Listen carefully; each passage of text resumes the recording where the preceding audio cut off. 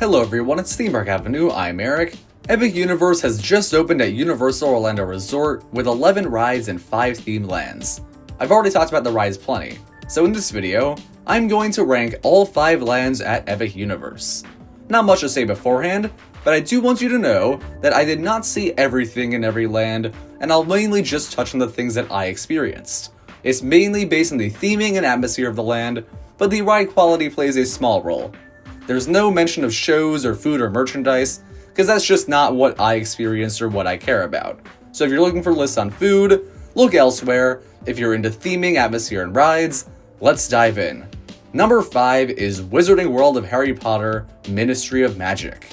This might seem low, but I think anything in 5th place would seem low, because every land here is frankly great. This land is great, but there are things I dislike. Let's begin with some major positives. Visually, it is stellar, and I actually prefer the visual style to Diagon Alley. The buildings are larger, they seem more detailed, there's far more area to roam around and explore, and I think there is a greater quantity of standout structures. At Diagon Alley, the only thing that really sticks out to me is the dragon over the bank building. Here, the white domes of the Basilica and the absolutely stunning Arc de Triomphe are both standouts to me. Not to mention the Metroflux building, while maybe not the greatest thing ever, stands out just as well as Gringotts Bank because they both house rides. Also, the land does extend beyond just the Wizarding Paris. We have to mention the Ministry of Magic as well. That is what the land is technically built around. It's just as towering as the actual Paris buildings, except it's indoors. And the observation area that you can go into without actually getting in the line for Ministry, it blurs the line between being part of the queue and part of the land. It's awesome that you sort of have 2 lands in one here, even if one is just a very small lobby to walk around, but it is expansive and gorgeous. I love that, but my issues are mostly with the atmosphere of this area. One thing is that none of the rides are outdoors. That's something I personally love, and I will talk about that a lot later. But ultimately, it means the area lacks kineticism. It doesn't feel very lived in. Despite being in Paris and plenty of people being there, I feel like an outside observer just walking around nice buildings. Additionally, I think this land feels the most claustrophobic. Even though there are grand paths, the towering buildings feel very boxed in. And yes, you literally are boxed in. You can see that as you walk up to the area and see the very large unthemed warehouse around the area. But still, I don't love that feeling. This sort of towering land that fully locks you inside, it's maybe just not my cup of tea. Compared to Hogsmeade and Islands of Adventure, those buildings are smaller but not only more visually interesting, but also allow you to see more of the sky, while themselves having snow-covered roofs. It makes the land feel more different from the surroundings, while not locking you in as much. It's simultaneously more immersive and more atmospheric. The rides in this area, in terms of quality, also don't help either. There's only one, and while many would call Battle at the Ministry the best ride in the park, I actually have it at number 5 on my list. You can learn about that more in a separate review, but each of the other lands have one ride that I prefer. So overall, while I think the Wizarding Paris and Ministry areas might be the most elaborately themed, they are also the ones that I enjoyed being in the least. Number 4 is Celestial Park. This one's something completely different. It's an original story, and it is expansive. The idea of the land is more than just being the central hub for the park. It has a whole idea of celestial beings, and the concept is intriguing to follow throughout the land. I love the unique architectural style, allowing even a carousel and thrilling roller coaster to blend in perfectly. The water features, landscaping, and building design all impress. It's especially great at night. In fact, I think it might be the best area to walk around at night. However, the area is not without flaws. The most obvious issue is the sightlines. While it's not something I care about as much as other aspects of a theme land, you can see sections of every other land from within Celestial Park. The most apparent one is the Wizarding Warehouse that I already mentioned, and it does sort of break the idea of traveling to the worlds through portals. You've already seen the building, so you really know you're not going through a portal, and it does take away from that experience a little bit. Also, while the land is certainly large and has several pathways, it's very open to a fault. It is technically the hub world and the equivalent of Main Street USA, but I feel like there's less small details to explore in the design compared to Wizarding World. Granted, the shops and restaurants are full of those details in both of these lands, but when just walking around Celestial Park, it feels a bit more empty. Perhaps that's also related to the trees not all growing in, and frankly, this land can only go up.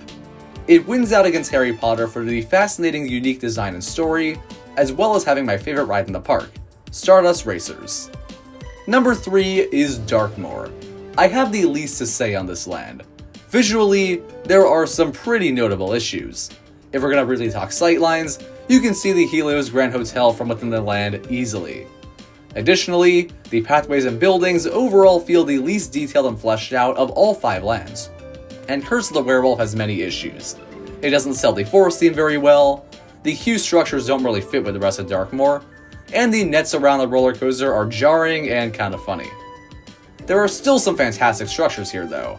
Burning Blade Tavern and Frankenstein Castle are these standouts. But what elevates the land for me most is the colors. This land aims to give off a scarier atmosphere due to its theme, and it works. Something about being in this land, surrounded by the dark and shadowy architecture in every corner, it made it look eerie even in broad daylight.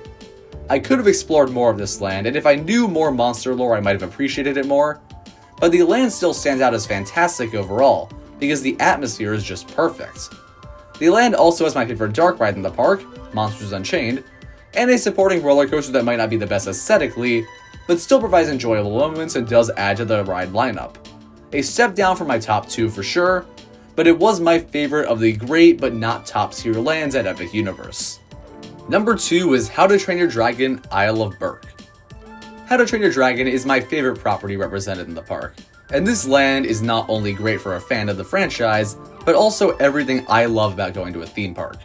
Visually, this one is the most expansive of the different worlds. It feels like it goes on forever when you first enter, and the many details and beautiful structures are what you'd expect based on the previous 3 lands. However, Berk has 2 unique strengths that greatly appeal to me. First, the style of the architecture. Super realistic buildings emulating those you'd see in Paris are certainly beautiful, but there are 2 types of theming that personally impress me much more than replicas of realism. First, replicas of natural landscapes, which Berk provides with the Central Isle. Second, replicas of that which is not real. The How to Train Your Dragon movies have stunning visuals that almost look realistic, but the locations and characters still have a very distinct appearance you wouldn't see in the real world. And Isle of Berk brings that design to life. A fictional animated world being brought into the real world speaks to me much more than real Paris buildings being brought across the ocean.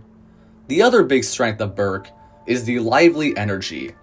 A big part of that is that all 3 rides here are outdoors. I don't know about anyone else, but I love watching roller coasters and flat rides in action. It's always appealed to me. It's why I'm into this in the first place, really. So seeing Hiccup's Wing Gliders, Fire Drill, and Dragon Racer Rally going through their cycles leaves a much more lasting impression than any dark ride facade here, even once as elaborate as Frankenstein Castle. Perhaps it's a unique quirk of mine, but Berk's beautiful outdoor rides and stylish design make it one of my favorite theme park lands, period. The one flaw here is the sightlines perhaps being the worst of any of the lands. You can see Stardust Racers very clearly nearly everywhere, and you can see a water treatment plant when you're on Hiccup's Wing Gliders. The alternative was building up around the area and planting some more trees, but I enjoy not feeling trapped in the land, so I suppose I just don't mind. Similar to the hotel being seen from Monsters Unchained. It's a very valid criticism, but the park still gets extra points for the many roving characters that make the land even more fun, and the solid ride collection, including the underrated Fire Drill, only further improves the land. Stellar all around, and I love it. But number 1 is Super Nintendo World. When I took the Warp Pipe escalator up, passed through Princess Peach's castle, and saw the vibrant, dynamic, multi-leveled Super Nintendo World, it was game set match for the other lands. This land is like Wizarding Paris. It traps you in a box. But the design fixes that. There are 2 stories, so when you're at the top, you tower above a lot of the land and see so much more of the sky above you than in Wizarding World. At the lower level, the land towers above you. But I find it even more impressive because of the style and kineticism, compared to, as I mentioned, the realistic buildings not doing as much for me.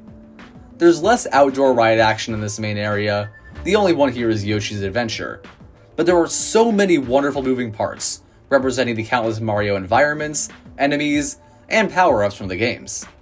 It's just breathtaking to me. I am certainly familiar with Mario, as most of the world population is, and I can recognize many of the details. But even those I don't understand add so much to the liveliness of the area, even more so than most things in Berk. Furthermore, there are interactive elements all around, mostly only possible with the upcharged power-up band, but they are still a blast to watch in action. This land is already my favorite just from this room alone, and we haven't even talked about Donkey Kong Country. You enter through another portal at the lower level, and before you is a mini-land built around the roller coaster Minecart Madness, featuring so many environments and details in a way that feels very open, and transporting you to a jungle environment even though it's right in front of the backstage area for Yoshi's Adventure. Speaking of which, I have Minecart Madness high up on my list of rides in the park. Couple that with Mario Kart, which is very close to my top 5, and the charming smaller ride Yoshi's Adventure, and you have the best ride collection in the park too. To top it all off, the icon of this land is a flagpole at the very top. Even next to the stunning outdoor rides and detailed buildings, this might be my favorite structure at Epic Universe. It towers above everything else. It's an icon you can see from all around the park. It represents the fact that everywhere you look there is more to see, and it's the symbol of my favorite theme park land at Epic Universe, and in fact, my favorite theme park land ever. Thank you for watching. Do you agree with my list? Probably not, but please comment down below what you think of Epic Universe lands, subscribe for more theme park videos, I'll see you next time.